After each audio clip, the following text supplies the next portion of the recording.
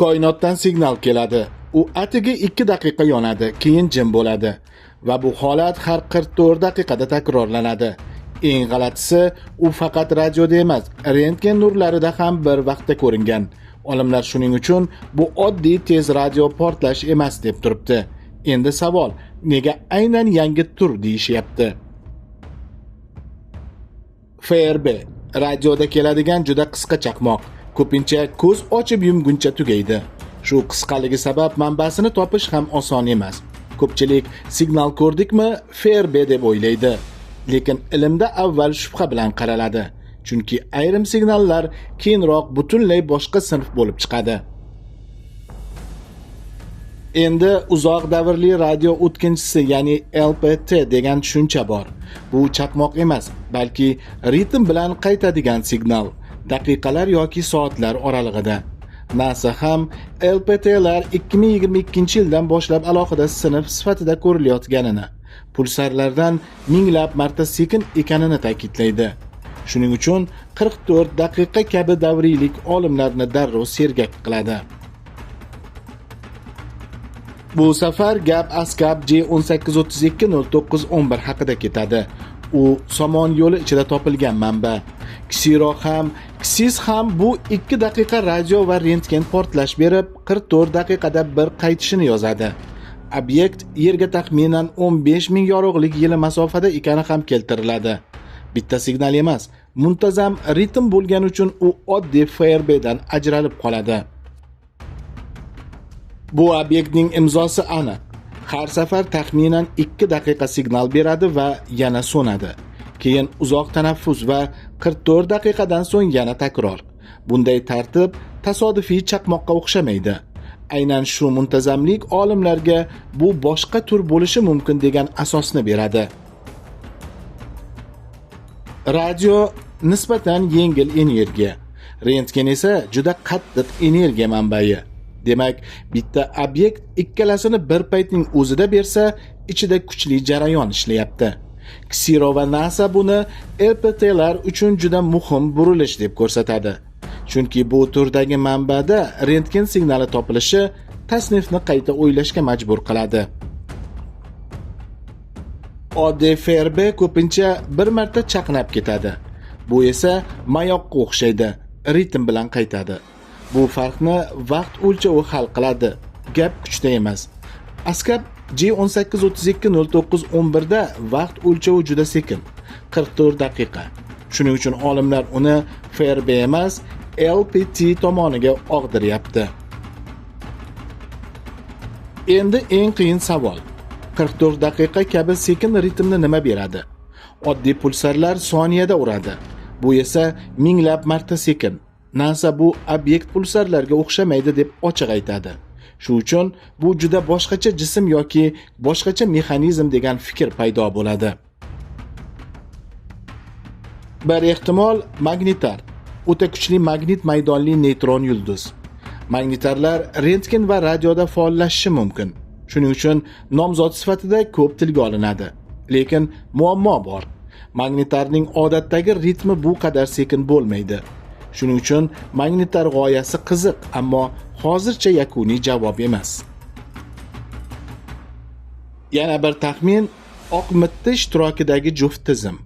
Ba'zi ssenariylarda magnetli oq mitti ham davriy signal berishi mumkinligi muhokama qilinadi. Space Australia ham olimlar magnetar yoki oq mitti juft tizimi variantlarini ko'rayotganini yozadi.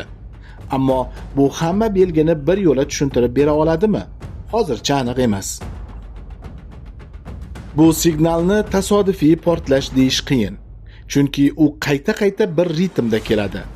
Ritm bo'lsa, demak ichida qaytariladigan mexanizm bor. Shuning uchun olimlar avval impuls emas, jadvalni o'rganadi. ASCAP J18320911 aynan shu jadval bilan g'alati bo'lib turibdi. LPT'lar kam ko'rinishining birinchi sababi vaqt oynasi. 44 daqiqada bir yonadi. Teleskop aynan o'sha payt qarab turishi kerak. Ikkinchi sababi osmonni doimiy kuzatish qimmat va murakkab. Uchinchisi, ma'lumotlar oqimi juda katta. Hammasini tezda tahlil qilish oson emas. Shuning uchun bitta obyekt topilishi ham katta voqea bo'lib ketadi. Radio teleskop bitta yo'nalishda ko'radi. Rentgen observatoriyasi esa boshqa jadvalda ishlaydi. Shuning uchun ikkisini bir paytda tushirish har doim ham oson emas. ASCAP-G 18320911 da radio va rentgen birga ishlagani aynan shuning uchun shov-shuv bo'ldi. Ksero ham bu uyg'un kuzatuv obyektni tushuntirishda muhimligini ta'kidlaydi. Ksero yozishicha, LPT'lar 2022-yilda Murchison keng maydon massifi bilan ilk bor ajratib ko'rilgan. Keyinroq turli jamoalar ularning soni taxminan 10 atrofida ekanini ayta boshladi. Demak, bu yangi ochilayotgan sinf hali statistikasi ham kam. Shu sabab har yangi topilma qoidani yozishga yordam beradi. Ilmda yangi tur deyilishi uchun u narsa eski qoidalarga sig'masligi kerak. Bu obyekt esa 3 ta noodatiy belgini birlashtiryapti. Sekin ritm, radio plus rentgen birga va muntazam takror. NASA ham aniq izoh yo'q deya ochiq aytadi. Shuning uchun u hozircha nima ekanini bilmaymiz degan sinov maydoni bo'lib turibdi. Birinchi ko'rishda ko'p signal FRBga o'xshab ketadi. Chunki teleskop impulsni ushlaydi. Keyin kuzatuvlar ko'paygach, ritm bormi? Qancha davom etadi? Boshqa to'lqinda ham ko'rinadimi degan savollar javob topadi. ASCAP-G 18320911 ham shunday ajralib chiqdi. Impuls emas, ritm muhim bo'lib qoldi. Shu jarayon ilmning o'zi. Avval gumon, keyin tasnif. Ba'zan esa signal umuman koinotdan ham bo'lmaydi. Shuni Relay 2 holati ko'rsatdi. Iqror yozishicha, ular FRB qidirayotib, o'lik sun'iy yo'ldoshdan chaqmoqqa o'xshash kuchli radio impulsi qayd etgan. Bu hodisa ehtimol elektrostatik razryad yoki mikrometeorit urilishi bilan bog'lanishi mumkinligi muhokama qilinadi. Xulosa, g'alati signal ko'rinsa, avval yer atrofini ham tekshirish shart. Relay 2 kabi holatlar olimlarni juda ehtiyotkor qiladi. Har impuls kosmik sir emas. Shuning uchun har signalga yangi tur deb darrov tamg'a bosilmaydi. ASCAP-G 18320911 holatida kuchli jihat shundaki, u ritmli va rentgen bilan birga, ya'ni tekshiruvdan o'tadigan dalil paketi ko'proq. Signalni tekshirishda olimlar uning kechikish iziga qaraydi. Turli chastotalar turlicha keladi. Bu iz manbaning qayerdan kelganini taxmin qilishga yordam beradi. Relay 2 holatida esa signalning o'sha yo'ldoshga mos kelishi haqida tahlillar berilgan. Shuning uchun oddiy FRB emas deyishdan oldin avval qayerdan keldi savoli yechiladi. Qiziq tomoni 44 daqiqalik obyektlar bo'yicha boshqa ilmiy izohlar ham paydo bo'lyapti. Masalan, 2024-yilgi oldindan chop etishda 44 daqiqa davriy radio manba supernova qoldig'i bilan bog'liq bo'lishi mumkinligi muhokama qilinadi. Bu hali yakuniy hukm emas, lekin bu yosh neytron yulduz bo'lishi mumkin degan yo'nalishni kuchaytiradi. Demak, turli jamoalar bir xil sirga turli tomondan yaqinlashyapti.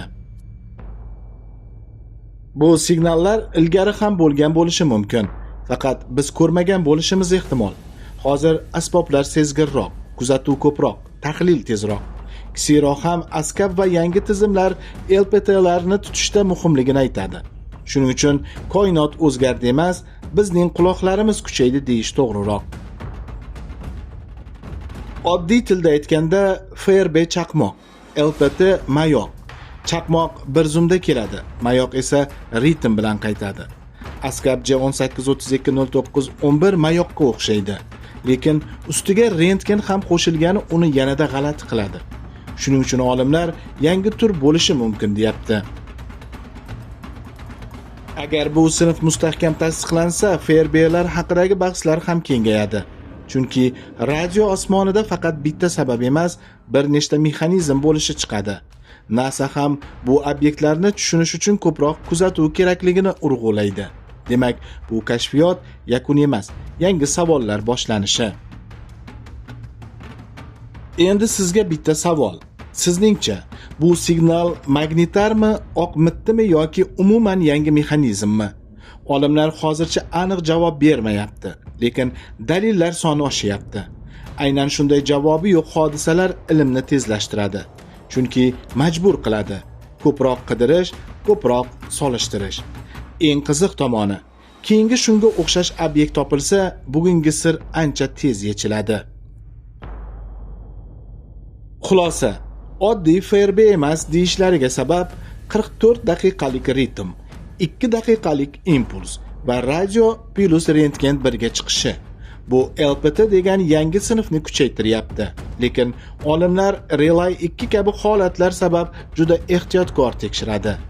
Agar sizga shunday kosmik sirlar yoqsa, videoga like bosing, kanalga obuna bo'ling va izohda qaysi taxmin sizga mantiqli ekanini yozing. Qo'shimcha materiallar va kengaytirilgan izohlar faqat Telegram kanalimizda.